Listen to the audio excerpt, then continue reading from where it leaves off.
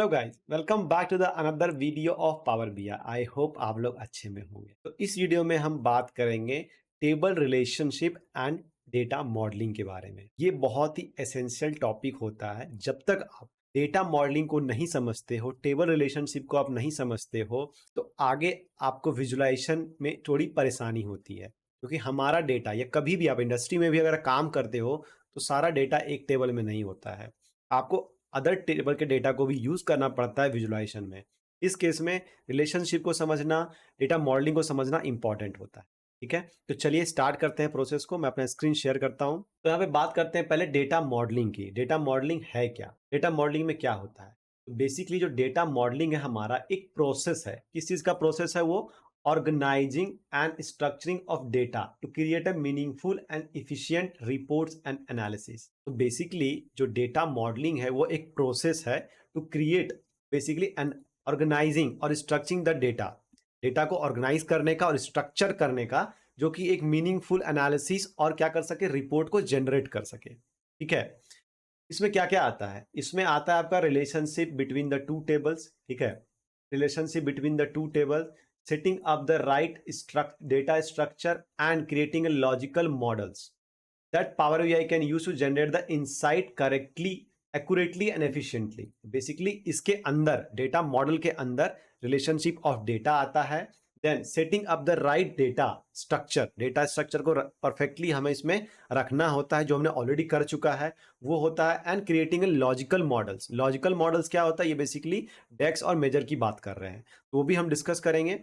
तो अब हम समझते हैं कि रिलेशनशिप कैसा होता है टेबल का। ठीक है, टेबल का रिलेशनशिप कितना इंपॉर्टेंट है और वो डेटा मॉडलिंग के पार्ट के अंदर उसको कैसे हम एक्सप्लेन कर सकते हैं। ठीक है, तो अगर आप देखोगे डिफाइनिंग ए रिलेशनशिप, बेसिकली रिलेशनशिप का मतलब ये होता है कि एक टेबल को दूसरे टेबल से कनेक्ट करना। ठीक है, एक टेबल को आप दूसरे टेबल से कनेक्ट करते हो, किसके थ्रू? प्राइमरी एंड फॉरेन की के थ्रू। ठीक है, मतलब आपके टेबल में, एक टेबल में एक कॉमन कीज होंगे जो दूसरे टेबल में भी होंगे, उसके बेसिस पे आप टेबल को कनेक्ट करते हो और इसी बेसिस पे आपका वी लुकअप भी अप्लाई होता है एक्सेल में। ठीक है, लेट्स से एक टेबल में आपका roll number and student name है, दूसरे टेबल में आपका रोल नंबर एंड मार्क्स है। तो अगर आपको मार्क्स स्टूडेंट नेम वाले टेबल में चाहिए तो रोल नंबर के बेसिस पे आप वी लुकअप लगाते हो। सिमिलरली पावर बीआई में आप रोल नंबर के बेसिस पे अगर आपको स्टूडेंट नेम और मार्क्स दोनों का एनालिसिस चाहिए, तो आप क्या करोगे? रोल नंबर को स्टूडेंट नेम वाले टेबल से स्टूडेंट मार्क्स वाले टेबल से कनेक्ट करोगे। ठीक है, ये होता है रिलेशनशिप स्टैब्लिश करना। ठीक है, हो गया। अब आगे बात करते हैं कि क्रिएटिंग, जो पहला स्टेप था वो था डिफाइनिंग रिलेशनशिप। ठीक है, अब रिलेशनशिप कितने तरह के होते हैं उसके बारे में भी हम लोग बात करेंगे। ठीक है, नेक्स्ट अब आता है creating a calculated column and measure. Basically ये एक डेक्स का पार्ट है। डेक्स क्या होता है? Data analytics analysis expression. ठीक है, जो क्रिएट करता है कैलकुलेट कॉलम को। बेसिकली हमारे पास एक कॉलम है, उस कॉलम के बेस पे लेट्स से हमारे पास यूनिट है और यूनिट सेल्स है, उन दोनों के बेस पे आपको टोटल सेल्स निकालना है। तो यूनिट को सेल से मल्टीप्लाई करोगे तो एक नया कॉलम बनेगा, तो उसको हम बोलते हैं कैलकुलेट कॉलम। ठीक है, इजी। नेक्स्ट मेजर क्या होता है? जब भी आप पूरे कॉलम पे कोई एग्रेशन फंक्शन लगाते हो, सम, काउंट, मीन, मैक्स, तो उसको हम क्या बोलते हैं? मेजर बोलते हैं। ठीक है, अभी के लिए इतना काफी है, जब हम डेक्स वाले सेक्शन में जाएंगे वहां पे इसको डिटेल में समझेंगे। ठीक है, to produce the custom calculation summary and matrix. तो basically creating calculated column and measure, use DAX to create a calculated column or measure, produce custom calculation summary and matrix. तो बेसिकली आप measure का use करते हो, sorry आप डेक्स का use करते हो कैलकुलेटेड कॉलम को या मेजर को कैलकुलेट करने के लिए, जिसका यूज हम करते हैं बीआई में, पावर बीआई में। किसके लिए? कस्टम कैलकुलेशन के लिए, समरी और रिपोर्ट्स के लिए। ठीक है, ये हमारा डेटा मॉडल का ही पार्ट है। डेटा मॉडल में आपका टेबल रिलेशनशिप एंड डेक्स भी आता है। देन नेक्स्ट ऑप्शन है, नेक्स्ट स्टेप है हमारा और नेक्स्ट पार्ट है डेटा मॉडल का हमारा, handling a data type and formatting. Ensure each column has a correct data type. अगर हर एक कॉलम का करेक्ट डेटा टाइप नहीं हुआ तो आपको विजुलाइजेशन में इशू आएगी, जो हमने ऑलरेडी पावर क्वेरी एडिटर में आइडेंटिफाई कर लिया था कि हर एक कॉलम का उसका डेटा टाइप उसके डेटा से मैच कर रहा था। ठीक है, ये भी हम डेटा मॉडलिंग का ही पार्ट है ना। मॉडलिंग टेक्निक के अंदर हमारा जब टेबल रिलेशनशिप को हम डिफाइन करते हैं, उससे पहले आता है कि हमारा टेबल, हमारा डेटा किस तरह का है, हमारा जो पूरा स्कीमा है वो किस तरह का है। वो स्टार स्कीमा है या फिर वो स्नोफ्लेक्स स्कीमा है। ठीक है, अब समझते हैं कि भाई स्टार स्कीमा होता क्या है एंड स्नोफ्लेक्स स्कीमा क्या होता है। तो स्टार स्कीमा में क्या होता है, centre around a fact table with related dimension table, ideally for analytical data models. तो बेसिकली आपका एक फैक्ट टेबल होगा, उसके अराउंड आपके डायमेंशन टेबल्स होंगे। तो अगर मैं आपको यहाँ पे दिखाऊं तो हमारे टेबल में भी कुछ ऐसा ही है। हमारा एक फैक्ट टेबल है, देन डायमेंशन टेबल है, डिम स्टेट है, डिम प्रोडक्ट है, डिम रीजन है, राइट। तो वो हमारा एक स्टार स्कीमा है। ठीक है, अब डायमेंशन टेबल का मतलब क्या होता है, फैक्ट टेबल का मतलब क्या होता है, इसको भी हम आगे समझेंगे कि ये हम इसका नाम फैक्ट क्यों रखते हैं, इसका नाम हम डायमेंशन क्यों रखते हैं। ठीक है, इसके बारे में हम डिटेल में समझेंगे। नेक्स्ट आता है snowflakes schema. Basically snowflakes schema जो है एक स्टार स्कीमा का ही पार्ट है, बट उसमें क्या होता है, आपके हर एक डायमेंशन का एक और नॉर्मलाइजेशन होता है डेटा का। ठीक है, मतलब आप बोल सकते हो कि हर एक डायमेंशन टेबल का एक स्टार स्कीमा होगा। ये हमारा फैक्ट टेबल है, इसके साथ ये डायमेंशन टेबल 4 कनेक्टेड है, और हर एक डायमेंशन टेबल का आप देख रहे हो इसका एक अलग टेबल्स कनेक्टेड है। तो हर एक डायमेंशन टेबल का इसका एक अलग नॉर्मलाइज डेटा होगा, नॉर्मलाइज टेबल होगा। ठीक है, और ये अब सिंपल लैंग्वेज में अगर बात करें, हर एक डायमेंशन टेबल का अपना एक स्टार स्कीमा होगा।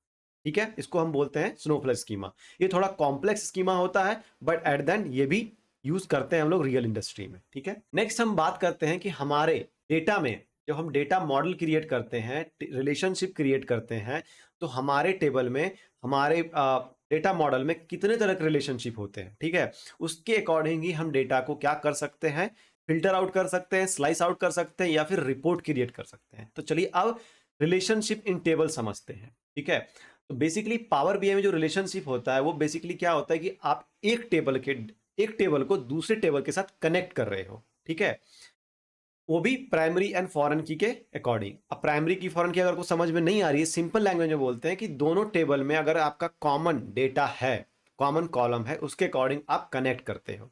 ठीक है, जो मैंने अभी बताया कि वी लुकअप भी इस पर ही काम करता है। अब ये आपका डेटा, आपके टेबल में जो डेटा होगा वो डिपेंड करता है आपके रिलेशनशिप पे। होता है वन टू मेनी, एक होता है one to many. One to many का मतलब क्या हुआ, लेट्स से आपके एक टेबल में कोई एक कस्टमर कोड है।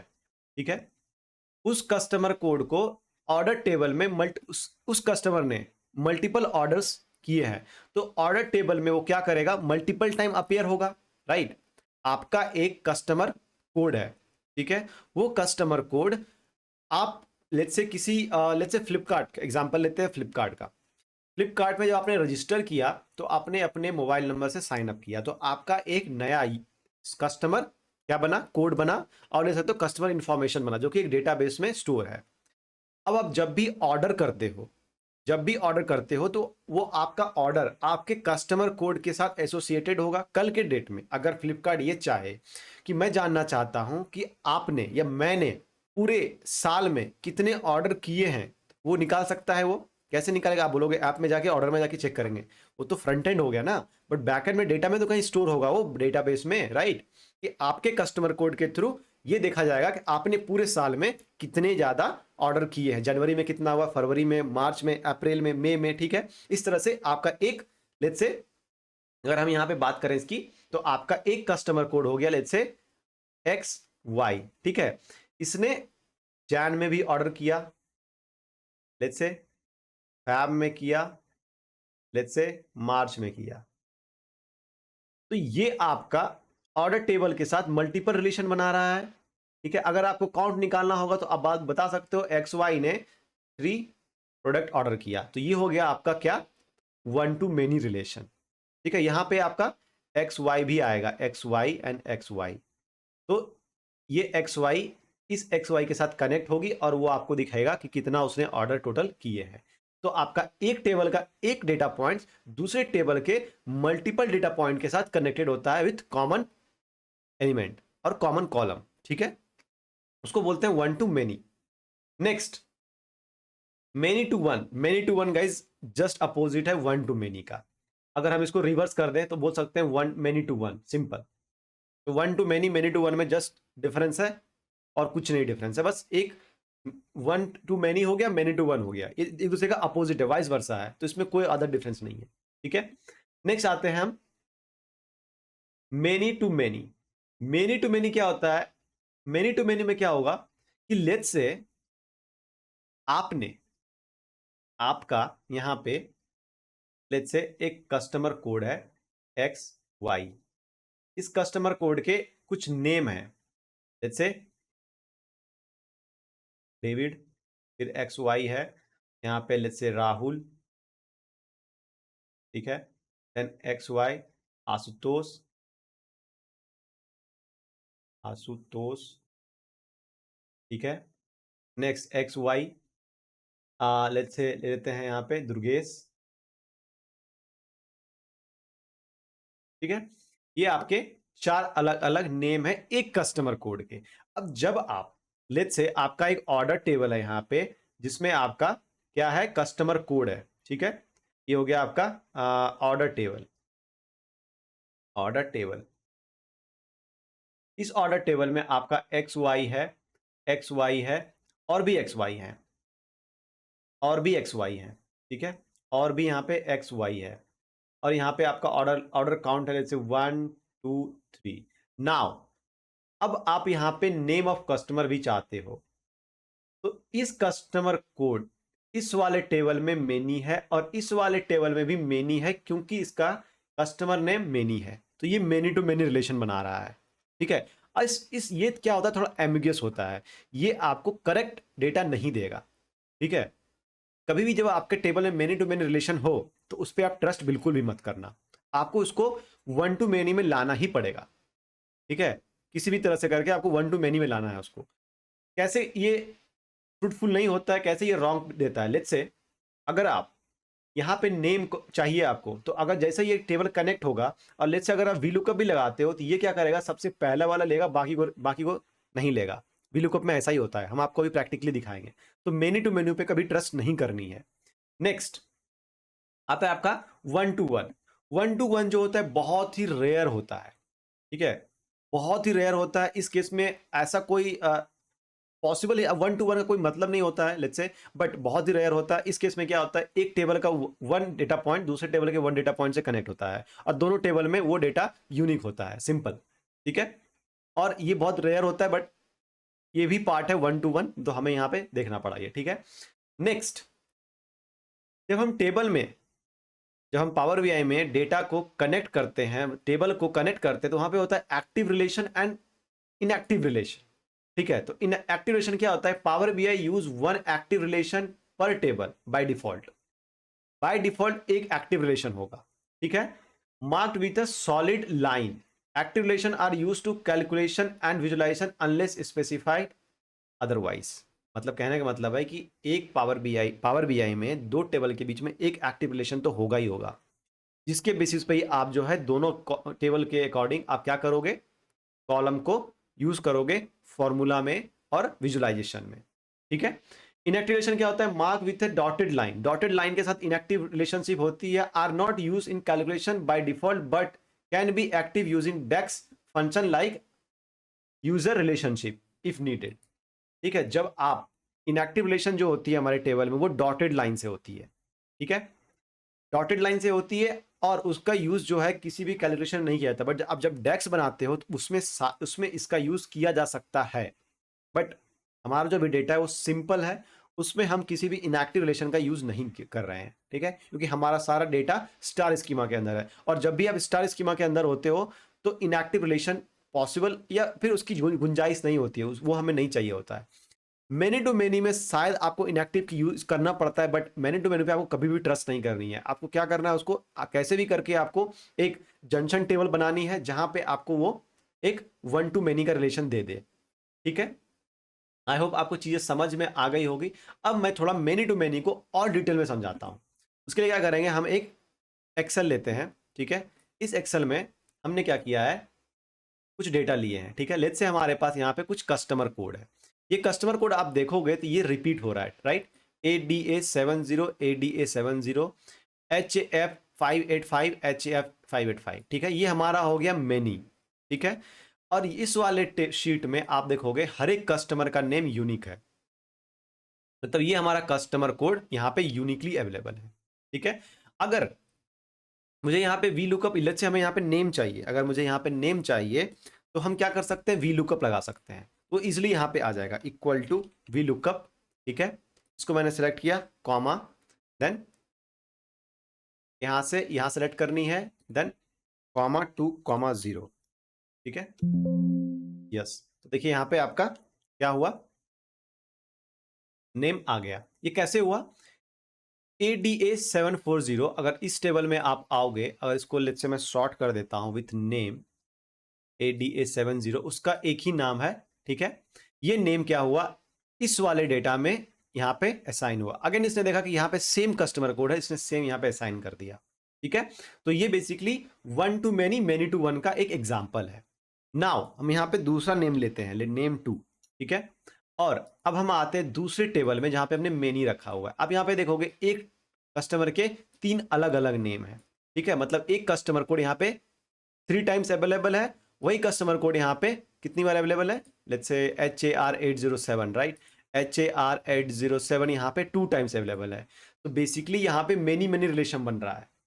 ठीक है, वन टू मेनी में क्या होता है कि एक टेबल में आपका जो कस्टमर कोड होगा, लेट्स से यूनिक सॉरी जो कॉमन कॉलम होगा वो मेनी में उसमें डुप्लीकेट्स होंगे, बट वन में वो यूनिक होगा। मैं फिर से बताता हूं, जब आपका वन टू मेनी का जब रिलेशन बनता है, लेट्स से अगर मैं यहां पे बात करूं कि यहां पे एक टेबल है, ठीक है, और यहां पे दूसरा टेबल है, जब मैं यहां पे वन टू मेनी का रिलेशन बना रहा हूं, ठीक है, ये हो गया आपका वन, ये हो गया आपका मेनी, तो यहां पे जो आपका कॉमन कॉलम होगा, जैसे हमारा कस्टमर कोड है, राइट, कस्टमर कोड है, कस्टमर कोड है, और यहां पे भी कस्टमर कोड है, कस्टमर कोड है। इस वाले टेबल में जहां पे ये वन आया है, यहां पे कस्टमर कोड हमारा यूनिक होगा, और यहां पे ये डुप्लीकेट्स होंगे, इसलिए आप देखोगे यहां पे डुप्लीकेट्स हैं और इस वाले टेबल में यूनिक है। तो ये वन टू मेनी और मेनी टू वन का रिलेशन है। ठीक है, अब अगर आप दूसरे रिलेशन में देखोगे, यहां पे आपका कस्टमर कोड डुप्लीकेट है एंड इस वाले टेबल में भी आपका डुप्लीकेट है, राइट। तो ये मेनी टू मेनी का रिलेशन है। चलिए इसको आप आइडेंटिफाई करते हैं कि ये कैसे आपको राइट डेटा नहीं देता है। ठीक है, HAR807 यहाँ पे आप देख रहे हो, उसको मैं हाईलाइट कर देता हूँ। अब यहाँ पे हम वी लुकअप लगाते हैं, इक्वल टू वी लुकअप, ठीक है, कॉमा, हम जाते हैं मेनी वाले टेबल में और many to sorry customer code to customer name, comma 2 comma 0, close. ठीक है, ये आ गया। अब देखो क्या हुआ, हम लेते हैं सबसे पहले HAR807। HAR807 में यहाँ पे आया है हरीश F, राइट। यहाँ पे आओगे, HAR807 में हमारा 3 अलग अलग नेम है, Harish F, Kevin and Bob and David, 4 name थे, राइट। बट इसने क्या किया, सिर्फ ऊपर वाला लिया और बाकी को छोड़ दिया। तो मेनी टू मेनी में जब भी आप इस तरह के कैलकुलेशन करोगे तो वो रॉन्ग हो जाता है, क्योंकि इसने तो बाकी डेटा को छोड़ दिया, तो वो तो कैलकुलेशन में आएगा ही नहीं। तो ये डिसएडवांटेज होती है हमारे मेनी टू मेनी में। ठीक है, अगर आप पावर बीआई में भी कर रहे हो तो चलिए अब पावर बीआई में वापस चलते हैं और अपने टेबल को रिलेशनशिप को क्रिएट करते हैं। तो हमने डेटा ऑलरेडी लोड कर लिया है। जब आप डेटा को कहाँ पे देख सकते हो, इस डेटा टेबल व्यू में आप अपने डेटा को देख सकते हो। नेक्स्ट है आपका मॉडल व्यू। मॉडल व्यू में बेसिकली आप टेबल को कनेक्ट करते हो। ये कैसे कनेक्ट हो गया कि जब भी आप डेटा को लोड करते हो पावर बीआई में, तो यहां पे ये ऑटोमेटिकली क्या होती है, रिलेशनशिप स्टैब्लिश करती है। अगर आपका ये जैसे ही देखा कि आपके टेबल में प्राइमरी की फॉरेन की स्टैब्लिश हो चुकी है, ये अपने आप कनेक्ट हो जाएगा और ये अपने आप one to many, many to one खुद ही कर लेता है। ठीक है, अब चलिए इसको समझते हैं। देखिए ये वाला table dim customer and fact sales, इसके बीच में जो कनेक्शन बनी है वो कस्टमर कोड की वजह से बनी है। और डिम कस्टमर में हमारा कस्टमर कोड यूनिक है, बट फैक्ट सेल्स में हमारा कस्टमर कोड रिपीट हो रहा है, इसलिए यहाँ पे वन टू मेनी का रिलेशन बना हुआ है। ठीक है, डेटा भी फ्लो कर रही है कस्टमर कोड से फैक्ट सेल्स की तरफ।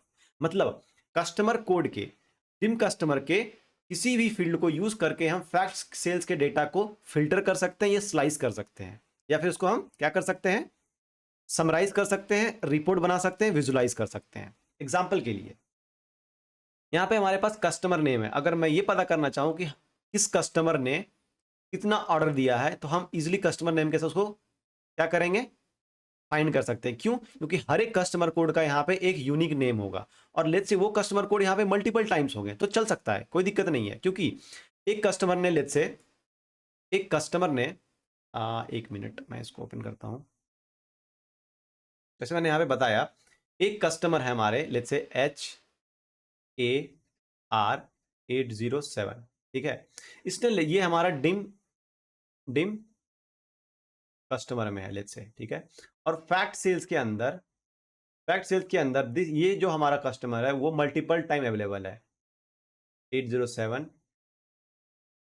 HAR807 HAR807, ठीक है।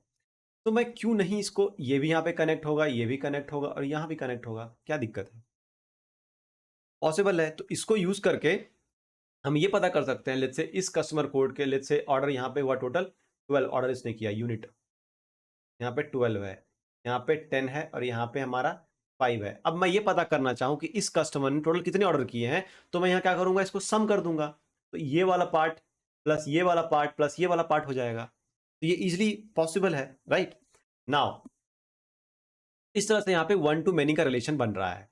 लेट्स से ऐसा भी हो सकता है कि आपने जो ये जो रिलेशन ऑटोमेटिकली स्टैब्लिश हुई है ये रॉन्ग हो, आपको इसको चेंज करना हो, तो आप कैसे करोगे? तो यहाँ पे एक ऑप्शन है मैनेज रिलेशनशिप का, देखो इस पर आप जैसे ही क्लिक करोगे ये आपको ओपन करके देगा कि आपके डेटा में कैसे रिलेशनशिप बने हैं। अगर आप लेट्स इसको क्लिक करते हो, customer code, fact sales, dim customer, customer code, ये एक्टिव है। अगर आप चाहो तो इसको डिलीट भी कर सकते हो या एडिट भी कर सकते हो। अगर मैं एडिट पे आता हूं तो यहाँ पे ऑप्शन आता है, देखिए इसने कस्टमर कोड को यहाँ पे सिलेक्ट किया हुआ है, क्वालिटी क्या है, मेनी टू वन, मतलब फैक्ट सेल से मेनी एंड डिम कस्टमर से one. And cross filter direction क्या है, सिंगल, मतलब सिंगल का मतलब क्या है कि आप सिर्फ डिम कस्टमर के टेबल से फैक्ट सेल्स को फिल्टर आउट कर सकते हो, ये इसलिए यहाँ पे सिंगल है। मेक दिस रिलेशन एक्टिव, तो अगर मैं इसको अनटिक कर दूंगा तो ये एक्टिव नहीं होगा, ठीक है, वो इनएक्टिव हो गया। देखिए ये डॉटेड लाइन से आ गए, डॉटेड लाइन से आने का मतलब होता है कि वो इनएक्टिव हो चुका है, ठीक है। इनएक्टिव रिलेशन को आप कभी भी कैलकुलेशन में यूज और लेट्स से किसी भी रिपोर्ट्स में यूज नहीं कर सकते, उसके लिए इसको एक्टिव होना इंपॉर्टेंट है और हर एक टेबल में एक एक्टिव रिलेशन होना इंपॉर्टेंट है, ठीक है।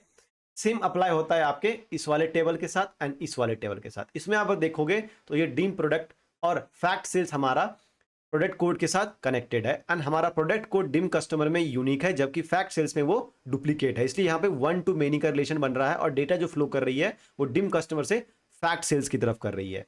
यहाँ पे डिम स्टेट है, डिम स्टेट में अगर आप देखोगे तो हमारा डिम स्टेट टेबल से फैक्ट सेल्स में रिलेशन स्टेट कोड के साथ बनी हुई है और यहाँ पे डिम स्टेट में हमारा वन है एंड फैक्ट सेल्स में हमारा मेनी है, क्योंकि स्टेट कोड हमारे डिम स्टेट में यूनिक है एंड फैक्ट सेल्स में हमारे मल्टीपल्स हैं, मेनी है, डुप्लीकेट्स हैं, इसलिए और डेटा ये वन डायरेक्शनल फ्लो कर रही है। तो अगर इसको भी एडिट करना हो तो आप इसको डबल क्लिक भी कर सकते हो, यहां से आपको ये डायरेक्ट दिख जाएगा या फिर आप डायरेक्टली यहां पे जाओ और मैनेज रिलेशनशिप पे क्लिक करो, ठीक है। होप ये आपको रिलेशन एंड डेटा मॉडलिंग समझ में आई होगी कि हम कैसे ये करते हैं, ठीक है। इसी के बेसिस पे हम क्या करते हैं, डेटा को रिपोर्ट और विजुअल्स में यूज करते हैं। अगर आप बोलोगे ये क्यों नहीं कनेक्ट हुआ, बेसिकली ये टेबल का डेटा ही हमारे डिम स्टेट में है, हमने क्या किया था, इसको मर्ज करके न्यू टेबल बनाए थे, तो इसलिए इसका यूज यहाँ पे इंपॉर्टेंट नहीं है, इसलिए मैंने इसको हाइड कर दिया, उसको मैंने साइड कर दिया है और हाइड कर दिया और साइड कर दिया है, ठीक है। तो आई होप आपको डेटा मॉडलिंग अभी तक समझ में आई होगी कि इसमें टेबल रिलेशन को हम कैसे स्टैब्लिश करते हैं, वन टू मेनी कैसे डिफाइन होती है, मेनी टू मेनी कैसे डिफाइन होती है। यहाँ पे मेनी टू मेनी का रिलेशन नहीं बन रहा है क्योंकि किसी भी टेबल में मेनी टू मेनी है नहीं, इस टेबल में यूनिक है इसलिए वन टू मेनी हो गया और इधर से देखोगे तो मेनी टू वन हो गया, ठीक है। नाउ ये डेटा, ये जो हमारा स्ट्रक्चर बना है ये स्टार स्कीमा बना रहा है, हमारा टेबल फैक्ट सेल्स बीच में है और डायमेंशन टेबल तो उसके साइड में है। तो यहां पे अगर मैं बात करूं कि फैक्ट सेल्स का मतलब क्या होता है, फैक्ट सेल्स का मतलब होता है रनिंग टेबल, जहां पे लेट्स से अगर आपका कोई सीआरएम टूल है या फिर आपका कोई प्रोसेस है जो अगेन एंड अगेन हो रही है, लेट्स से आप किसी रेस्टोरेंट का बात करो जो ऑर्डर टेक रहा है, ऑर्डर ले रहा है, उस जब वो ऑर्डर ले रहा है उस सॉफ्टवेयर पे वो ऑर्डर अगेन एंड अगेन ले रहा है, तो वहां पे डेटा बार बार क्या हो रही है, रिपीट हो रही है, करेक्ट।